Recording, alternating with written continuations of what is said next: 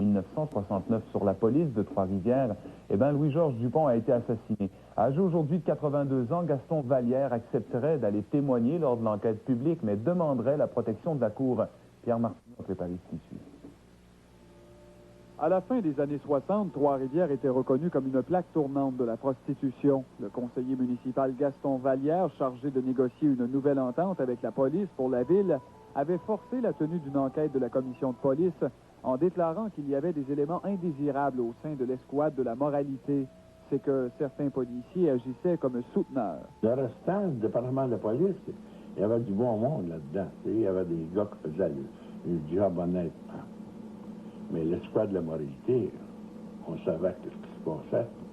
C'est lors de cette enquête que Louis-Georges Dupont a témoigné contre certains de ses collègues. Bien que son témoignage soit introuvable, il avait confié à son épouse que sa vie était en danger. 1 mois et demi plus tard, il fut retrouvé mort dans son véhicule patrouille. Le conseil municipal avait alors adopté une résolution comme quoi il s'était suicidé. Aujourd'hui, dans le temps, nous autres, on croyait que c'était un suicide.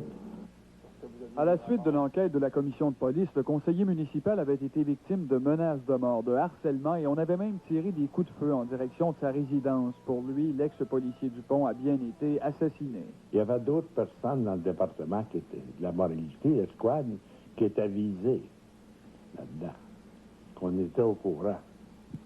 Et Dupont, lui, après avoir témoigné à la commission de police, l'accident est survenu.